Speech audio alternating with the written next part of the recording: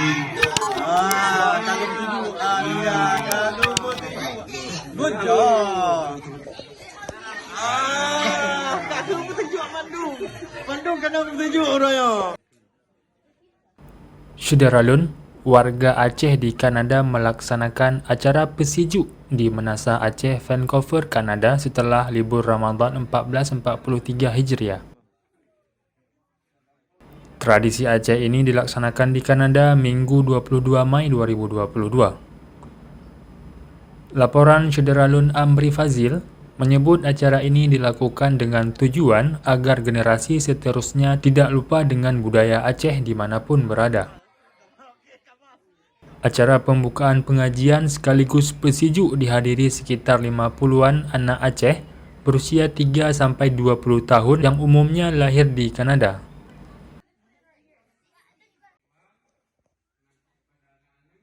Adapun tengku atau guru pengaji di Menasa Aceh, Vancouver, Kanada adalah Tengku Bakri Isa, Tengku Hamdani Hamid dan Tengku Kismullah. Halo, Assalamualaikum. Jadi uronyo di Menasa Aceh. Nah, acara Sutat Kupon Anemin. Uronyo kanda tanyang salah dua dro Tengku Bakrisa dan Tengku Hamdani Hamid. Tengku jadi mungkin masyarakat yang di Aceh Timur Tengah Kalen. Ku agenda tanya uronyo Tengku.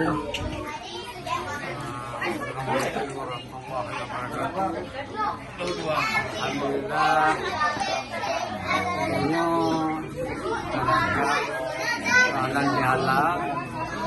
Kemudian yang paling penting yaitu kemuliaan kita pupun bu. Karena itu yang paling penting dalam rangka kegiatan amar ma'ruf dan nahi munkar. Di dengan naimi para anak ini tengok di hana tua Allah ikut itu yang tegak dan itu segala larangan. Walaupun tak jadi kebaino, alhamdulillah kultur dan tradisi kita nyo untuk terjaga.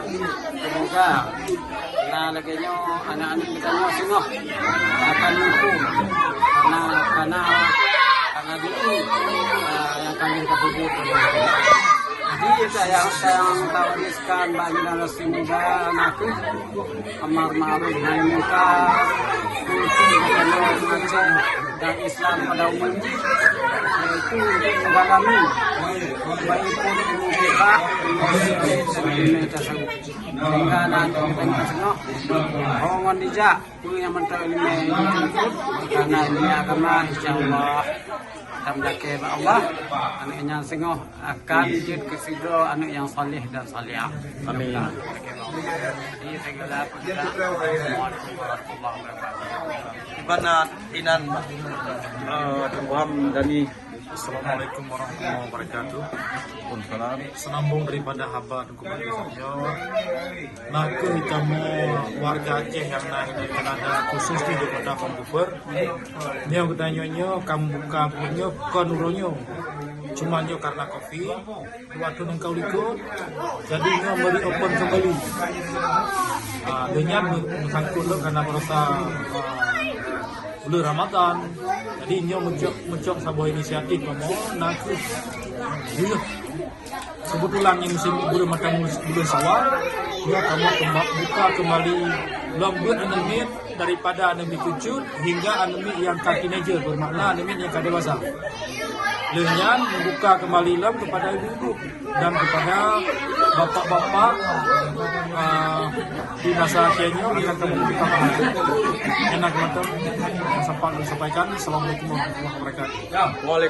Waalaikumsalam. Jadi sekian dari Menasa Aceh, Vancouver, Kanada.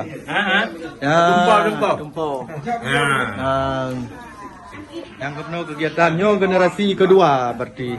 Kamu generasi kupon, nyo baru generasi kedua berarti sekitar 20 tahun. Ibu-ibu berarti.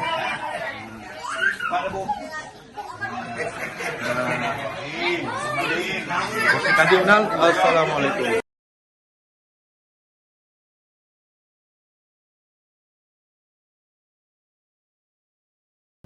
Dari Kanada, Syederalun Amri Fazil melaporkan untuk Serambi On TV.